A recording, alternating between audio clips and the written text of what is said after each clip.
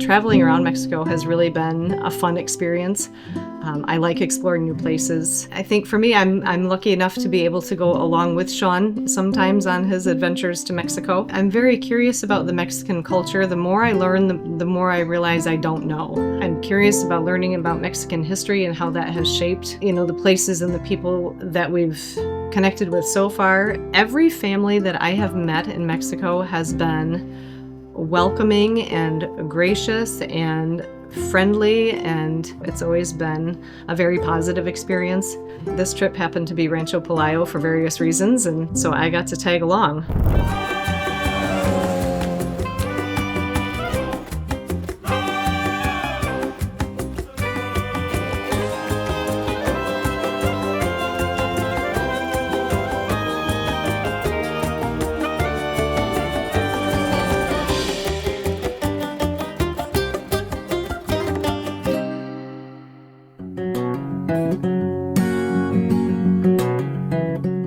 Before we were involved with tequila, if somebody would have asked me if I wanted tequila, I probably would have said no. Taking the deep dive into the agave spirits world has really changed that. Having Shawn have the opportunity to bring home G4 and to try that because he brought it home and because he said it was good, probably I'm going to try it and, see what I think as well. And I did think it was good and learned about the process and all of that stuff. Agave spirits have sort of taken over our lives in a good way, I think. It's been interesting for me to learn kind of as he's learning about Mexican culture and spirits and agave in particular. For me, the more experience I had tasting different agave spirits, different tequilas, mezcals, raicillas, and things, I started to appreciate it for what the spirit was itself and its own flavor, and it to be in a cocktail for me, I don't need that anymore. I just appreciate the spirit for what it is. Yeah, I think it's about educating the people on the different quality standards of tequila and appreciating that for what it is and learning about the spirit as a whole.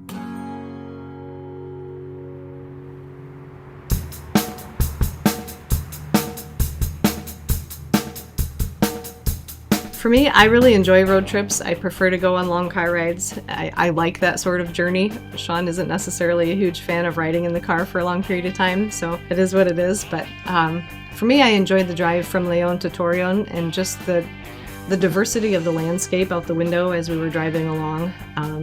Sometimes it was very flat and open and full of fields, and sometimes it was tree covered, and sometimes there were mountains. And just to see the diversity of the landscape throughout Mexico, I think it's really interesting.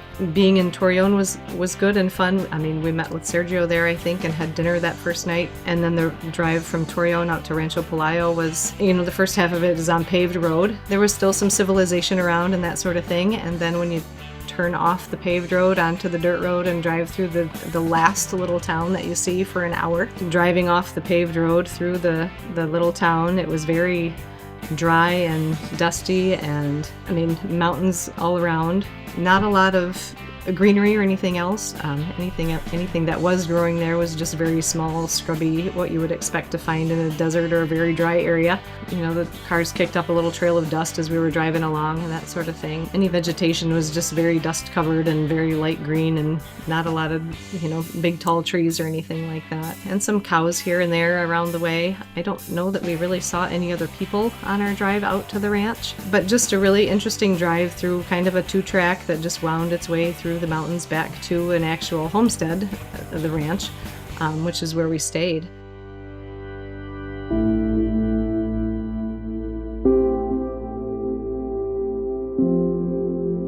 Seeing the land, it was just, from a color palette, is very just muted browns and greens and just very dry and dusty. It wasn't super hot when we were there, but it was very dry. Once you get out of the car and out to the ranch, and it's just quiet. There's just nothing else around. It's just so peaceful and so quiet. There really isn't any nature to hear. There aren't that many animals around. The cows were quiet, or they were so far away we couldn't hear them.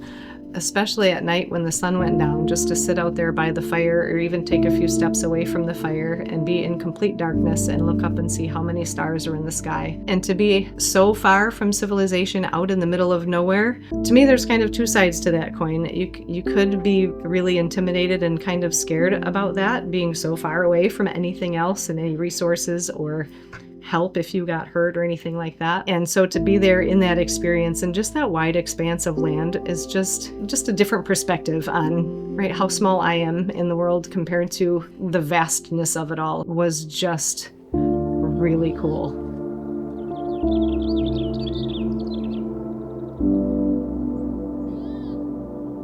Yeah, I think it's appropriately named.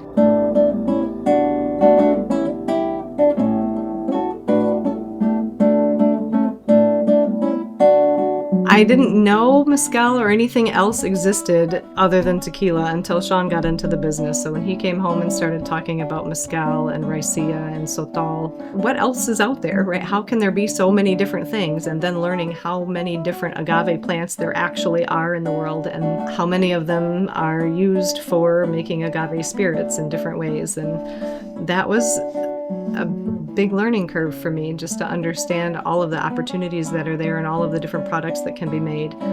I don't know that I remember the first time that I specifically tried mezcal. It was interesting to try something else and compare it to tequila because they're so very different. You can't really, it's like comparing apples and oranges, I think. It's not the same plant, it's a different process. To be able to taste cooked agave, to be able to taste a spirit fresh off the still, being in that place, I think gives it significance. You can connect with the spirit in a different way when you're in the place that it's made versus sitting in a bar here in Michigan. It's just a different level of appreciation, I think. I would want people to go there and experience that and then bring that back and understand this is what I'm drinking and here's where it came from and have the depth of that.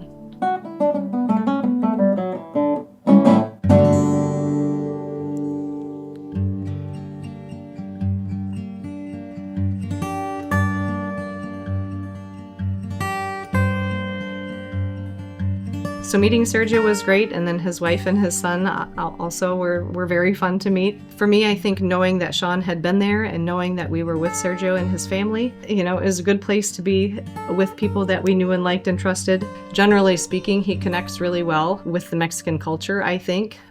He does a great job of telling people's stories and just, I don't know, it seems to be a good fit for him. I think there's significant impact there. And when Shawn and Package Group can connect with the brand and do marketing at such a level that the sales increases, in multiplications of itself, and the brand becomes so successful and production needs to be more in order to keep up with the demand, that just, it can't help but have an impact on the community around that and the people that work there and the increased income and the opportunities for those families that are involved. And then the generational wealth opportunities that come from that. If, there's a father distiller and sons are the next generation to take that over, that type of thing. I think there's a lot of opportunity there for things to continue to grow and expand and have a kind of ripple effect throughout that community. That's a positive effect, I think. I think that every time I go with Shawn to visit a distiller and to meet with people, it's confirmation that he's doing something that he's very good at. Just to see him cultivate relationships with people, with distillers and their staff, their families, and work with them to achieve success for their brand. It makes me very proud of Shawn's work and the things that he can do and the impact that he can have on those people and in those places. I'm thankful for the opportunities that I have as Shawn's wife to be able to go along on these adventures.